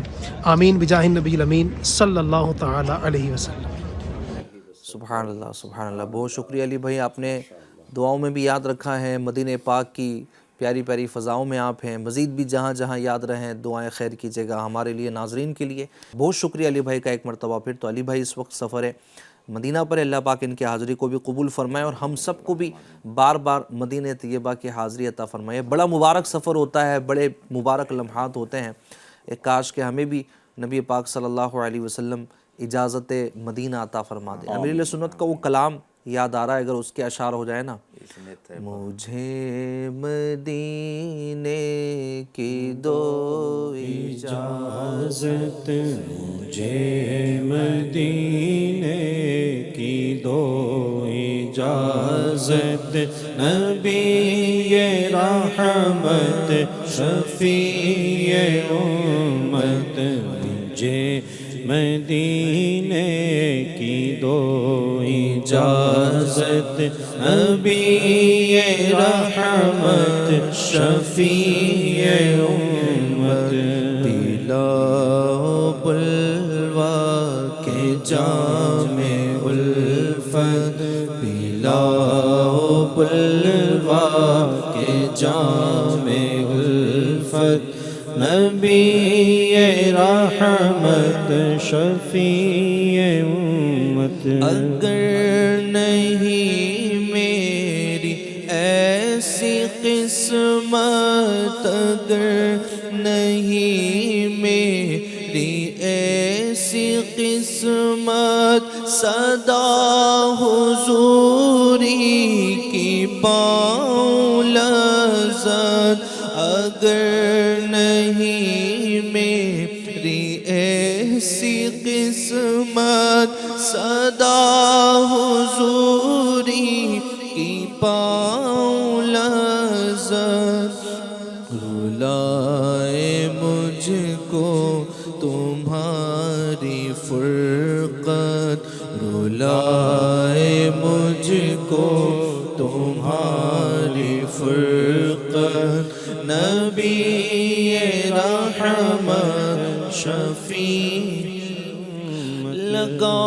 لگاؤ سینے میں آگ ایسی,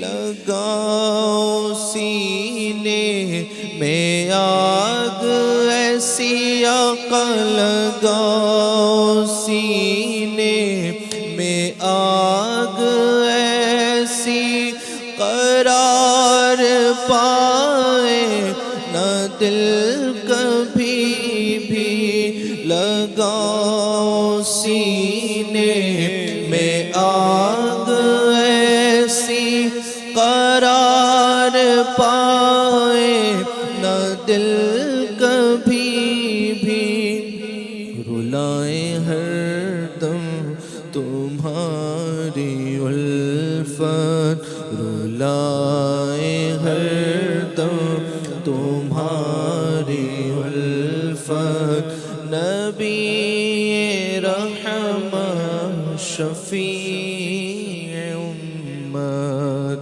مجھے مدینے کی دو اجازت, نبی رحمت شفیع امت. کوئی سلیقہ ہے آرزو کا, کوئی سلیقہ ہے آرزو کا, نہ بندگی میری بندگی ہے, یہ سب تمہارا کرم ہے آقا, یہ سب تمہارا کرم ہے آقا کی بات اب تک بنی ہوئی ہے، یہ سب تمہارا کرم ہے آقا کی بات اب تک بنی ہوئی ہے۔ اے کاش تصور میں مدینے کی گلی ہو، اے کاش تصور میں مدینے کی گلی ہو، اور یاد محمد کی میرے دل میں بسی ہو۔ اللہ کرم ایسا کرے تجھ پہ جہاں میں، اللہ کرم ایسا کرے تجھ پہ جہاں میں، اے دعوت اسلامی تیری دھوم مچی ہے، او اے دعوت اسلامی تیری دھوم مچی ہو۔ یہ دعا ایسی قبول ہوئی کہ اب اس شعر کو یوں پڑھتے ہیں ہم۔ اللہ نے کرم ایسا کیا تجھ پہ جہاں میں، اللہ نے کرم ایسا کیا تجھ پہ جہاں میں، اے دعوت اسلامی تیری دھوم مچی ہے۔ واہ کیا جود و کرم ہے شہ بطحا تیرا، واہ کیا جود و کرم ہے شہ بطحا تیرا، نہیں سنتا ہی نہیں مانگنے والا تیرا، میں تو مالک ہی کہوں گا کہ ہو مالک کے حبیب، میں تو مالک ہی کہوں گا کہ ہو مالک کے حبیب، یعنی محبوب و محب میں نہیں میرا تیرا،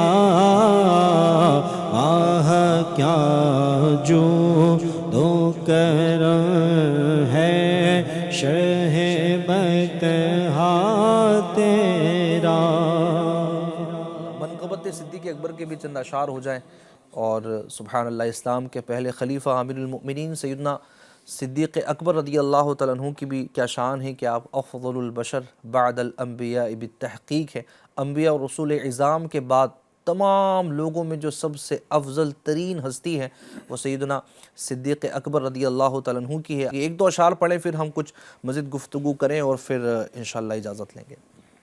بیاں ہو کس زبان سے مرتبہ صدیق اکبر کا، بیاں ہو کس زبان سے مرتبہ صدیق اکبر کا، ہے یار غار محبوب خدا صدیق اکبر کا، ہے یار غار محبوب خدا صدیق اکبر کا۔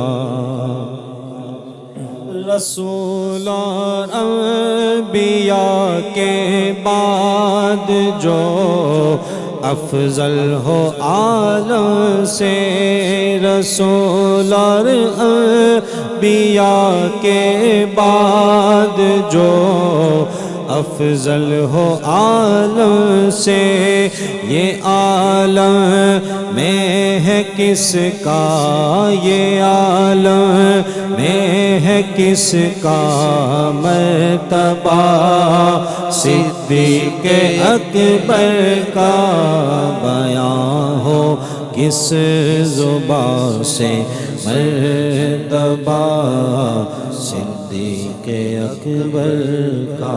امیر سنت نے بہت پیارے نعرے دیے ہیں، اور ان نعروں ہی میں بتایا کہ سیدنا صدیق اکبر رضی اللہ تعالیٰ عنہ کیا ہے۔ میں چاہوں گا یہ بھی ہم لگائیں، پھر موضوع کی طرف بڑھتے ہیں، آپ بھی شامل ہو جائیے۔ خائف رب العلا حضرت صدیق ہے، آپ نے جواب دینا حضرت صدیق ہے۔ خائف رب العلا عاشق خیر الورا رازدار مصطفیٰ جان نثار مصطفیٰ حضرت صدیق ہے، پے کرے صدق و وفا حضرت صدیق صاحب جود و سخا حضرت صدیق ہے، یار غار مصطفیٰ، حضرت صدیق ہے، اور اب یار مزار مصطفیٰ، حضرت صدیق ہے، محبوب رب غنی، حضرت صدیق ہے، یار آخری نبی، پیشوائے متقی، حضرت صدیق جنتی بالیقین، حضرت صدیق ہے، صدیق ہے، حضرت صدیق ہے۔ اور انشاءاللہ الکریم عقیدے کا بھی اظہار کرنا ہے، اور اس پر جو ہے وہ گفتگو کرنی ہے۔ میں حاجی صاحب سے چاہوں گا، حاجی صاحب بات اگر یہیں سے ہم ذرا کنیکٹ کریں، اصلاح کی بات چل رہی تھی، عقیدے کی اصلاح، عقائد میں بھی بڑی گڑبڑ ہے اور بڑے معاملات ہیں۔ آپ کیا فرمائیں گے کہ عقیدے کی اصلاح کس قدر ضروری ہے، اور اگر ایک باپ یہ دیکھ رہا ہو کہ جناب عقیدے پر جو ہے وہ کیا معاملات ہے، اگر وہ اپنے بچوں کے معاملات کو دیکھتا ہو یا گھر میں کسی کے معاملات دیکھتا ہوں، تو کیا کرنا چاہیے؟ عقیدے کے لغوی معنی دل میں جمایا ہوا یقین ہے، ایمان اور اعتقاد کے ہیں۔ مومن ہونے کے بعد، یعنی مومن ہونے کی حیثیت سے اب اس کے عقیدے کی مزید پختگی کے لیے، اس کے ایمان کی حفاظت کے لیے کوشاں رہنا یہ بھی ضروری ہے۔ یہ ضروری نہیں کہ حدیث پاک میں ہے کہ جو ایمان لے کر آیا مسلمان ہے وہ ایمان کے ساتھ ہی رخصت ہوگا۔ 3 کیٹیگریز بیان کی گئی، جو ایمان کے ساتھ آیا ایمان کے ساتھ رخصت ہوا، کفر پر آیا اور کفر پر ہی اس کا خاتمہ ہوا، بعض اوقات جو ہے وہ کفر پر آیا لیکن ایمان لے کر گیا، اور ایمان والا بھی بعض اوقات جو ہے وہ اس کا خاتمہ ایمان پر نہیں ہوتا۔ قرآن مجید میں بھی اس کی طرف حضرت لقمان رضی اللہ تعالیٰ عنہ کے حوالے سے یہ قرآن مجید میں آیت نازل ہوئی، وَإِذْ قَالَ لُقْمَانُ لِابْنِهِ وَهُوَ يَعِظُهُ يَا بُنَيَّ لَا تُشْرِكْ بِاللَّهِ إِنَّ الشِّرْكَ لَظُلْمٌ عَظِيمٌ۔ اور ترجمہ کنز العرفان، اور یاد کرو جب لقمان نے اپنے بیٹے کو نصیحت کرتے ہوئے فرمایا، اے میرے بیٹے کسی کو اللہ کا شریک نہ کرنا، یعنی یہ ایمان اور عقیدے کی حفاظت کا ذکر جو ہے یہ قرآن کہہ رہا ہے، جو اپنے بیٹے کو آپ نے نصیحت کی تھی، کسی کو اللہ کا شریک نہ کرنا، بے شک شرک یقیناً بڑا ظلم ہے۔ تفسیر صراط الجنان میں ہے۔ اس آیت سے چند مسئلے معلوم ہوئے۔ اس سے معلوم ہوا کہ نصیحت کرنے میں گھر والوں اور قریب تر لوگوں کو مقدم کرنا اور نصیحت کی ابتدا اعتقاد کی اصلاح سے ہوتی ہے. انسان پہلے اپنے گھر والوں کو واعظ و نصیحت کرے، پھر دوسروں کو. نصیحت نرم الفاظ میں ہونی چاہیے. آپ نے اسے اے میرے بیٹے یا بنیا کہہ کر آپ نے اسے جو ہے کہا، اے میرے بیٹے، اے میرے بچے فرما کر خطاب فرمایا. یعنی نرمی کا قرآن بھی ہمیں درس دے رہا ہے. حضرت لقمان نے اپنے بیٹے کو کس انداز سے سمجھایا. ایسا ڈانٹ کر ڈپٹ کر جلالی انداز میں اگر کہیں گے تو بچہ بھی نہیں سنے گا. کہتے ہیں کہ آج بیٹا بھی باپ کا نہیں ہے، وہ آپ کا کیا ہوگا. تو یہ اگر انداز اچھا ہوگا، نرمی والا ہوگا. امیر سنت بھی انہیں اپنے بچوں کو، انہیں آپ کا ذہن دیا ہوا ہے کہ میں بچوں کو عرض کرتا ہوں کہ میں اگر حکم دوں، باپ کا حکم ماننا فرض ہے. جی میں جو بھی بات کہتا ہوں وہ ایک عرض کی طرف مشورتاً کہتا ہوں. اگر وہ عمل کرے تو ٹھیک ہے، ورنہ گناہ گار نہ ہو. اللہ کتنی پاکیزہ سوچ ہے کہ بچے بھی گناہ گار نہ ہو، اور میرے کہنے کی حکم دولی کی وجہ سے، نافرمانی کرنے کی وجہ سے کہیں وہ گناہ گار نہ ہو اور عذاب الہی کے شکار نہ ہو. تو ایک چیز نا یہ صاحب، یعنی یہ اس آیت کریمہ میں شرک کا جو ہے وہ تذکرہ ہے، لیکن اس کے علاوہ دیکھیں کہ بگاڑ بہت سارے ہیں. اولیاء کرام رحمہم اللہ السلام کے تعلق سے عقیدے خراب ہیں، ٹھیک ہے. کرامات کا انکار ہے. کچھ لوگ ہیں جو صحابہ اکرام کی شان میں معاذ اللہ بھوکتے ہیں. کچھ لوگ ہیں جو شیخین کریمین کی افضلیت کا معاذ اللہ انکار کرتے ہیں. اور بھی کچھ ہے کہ جو صحابہ اکرام کی بولتے ہیں نا کہ محبت کے آڑ میں اہل بیت کرام کی گستاخیاں کرتے ہیں، اہل بیت کرام کی محبت کے آڑ میں صحابہ اکرام کی گستاخیاں کرتے ہیں. کچھ ہے حضرت امیر معاویہ رضی اللہ تعالیٰ کے تعلق سے بغض معاویہ رکھتے ہیں. جی، تو یہ بھی معاملات ہے. اچھا، اس کے ساتھ ساتھ پھر جو یوں سمجھے کہ جو مسلمات ہیں ہمارے، جو مقدسات ہیں ہمارے، جو ضروریات مذہب اہل سنت ہے، فاتحہ خوانی ہے، مزارات پر حاضری کا سلسلہ ہے، کئی ساری چیزیں ایسی ہیں کہ جو مذہب اہل سنت سے تعلق رکھتی ہے، کہ جو ایک سنی ہونے کے لیے انسان کا ضروری ہے. ایک مسلمان ہونے کے لیے کچھ چیزیں ضروری، پھر ایک سنی ہونے کے لیے ضروری. بیسیکلی دیکھا جائے تو یہ دونوں ہی دین کے اساس ہے. اگر ان میں سے کوئی ایک بنیاد بھی کمزور ہے تو پھر یوں سمجھے کہ ایمان کا مسئلہ ہو سکتا ہے. تو جب یہ چیزیں ہم دیکھیں نا اپنے گھر میں، اپنے محلے میں، تو ہمیں سمجھانے کی کوشش کرنی چاہیے. لیکن عقائد کا باب ایسا ہے کہ ہر ایک اس میں سمجھا بھی نہیں سکتا. اس کے لیے مشورہ یہی دوں گا میں کہ جب کسی میں ایسا بگاڑ دیکھیں نا، کسی سنی صحیح العقیدہ، ٹھیک ہے، یہ لیول ہونا چاہیے، سنی بھی ہو، صحیح العقیدہ ہو. اور سنی صحیح العقیدہ ہی ہوتا ہے. تو سنی صحیح العقیدہ عالم دین کے پاس جو ہے وہ لے جائے اور بٹھا دیں، اور عقائد کے متعلق جو ہے وہ رہنمائی کا سلسلہ ہو جائے. اس طرح کی کتابچے موجود ہیں. مکتبۃ المدینہ پر بنیادی عقائد نامی کتاب موجود ہے. اس کے علاوہ بھی دیگر کئی رسائل ہیں، اس کا آپ مطالعہ کریں، اور جتنا ہو سکے اگر آپ سمجھا سکتے تو سمجھائیں. اور آپ کو لگتا ہے کہ نہیں میں خود کمپلیٹ ابھی سمجھا نہیں پاؤں گا، دیکھیں ایک تو ہے عقیدہ ہونا، سمجھ لینا، اور دوسرا ہے سمجھانا ہے. دونوں میں فرق ہے.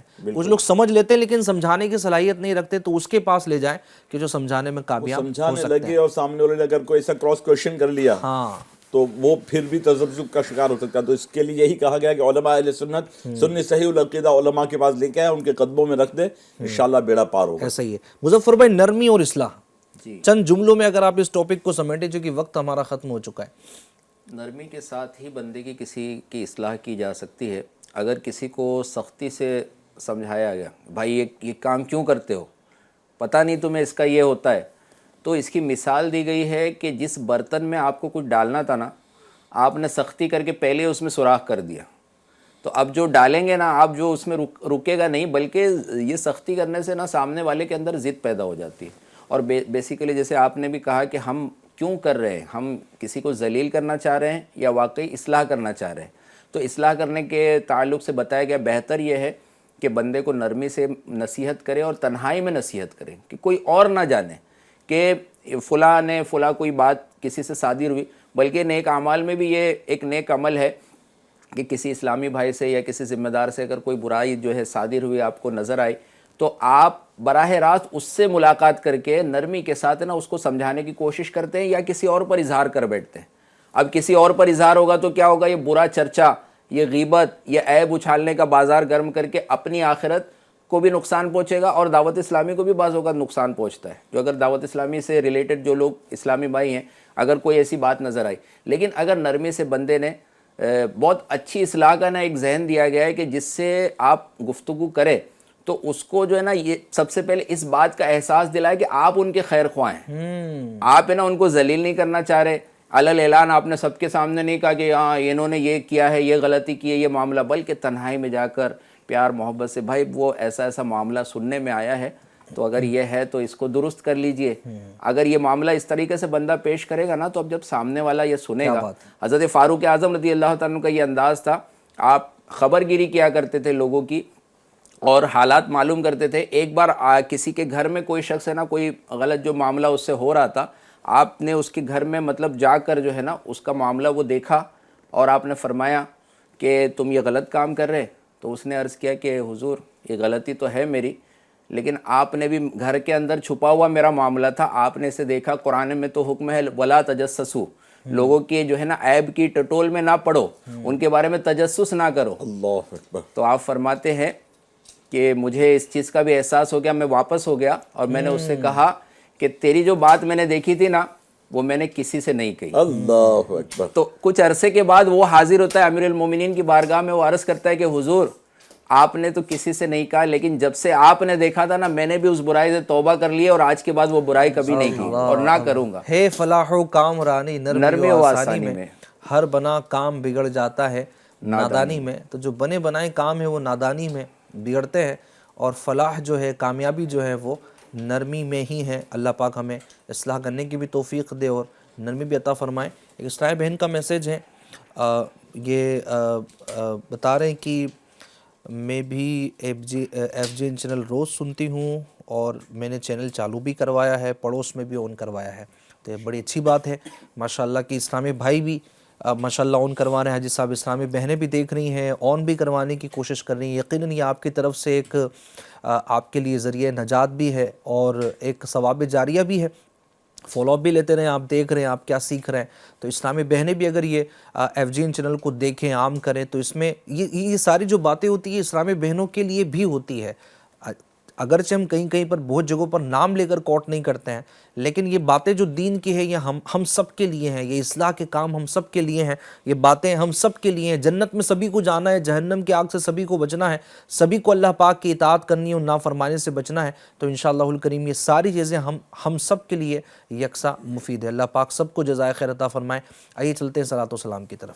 صدقہ دو مولا علی کا، صدقہ دو ماں فاطمہ کا، صدقہ دو مولا علی کا، صدقہ دو مولا حسنین کا.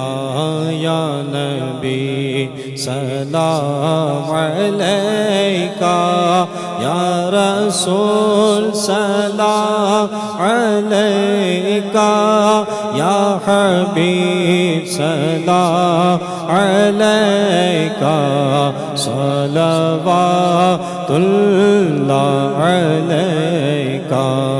دور ہو غم کا کنارہ، دور ہو غم کا کنارہ، سرور عالم خدا را دیجیے جلد سہارا. پار ہو بیڑا ہمارا، یا نبی سلام علیکہ، یا رسول سلام علیکہ، یا حبیب سلام علیکہ، صلوات اللہ علیکہ. الصلاۃ والسلام علیکہ یا رسول اللہ وعلی آلکہ واصحابکہ یا سیدنا محمد رسول اللہ صلی اللہ علیہ وسلم.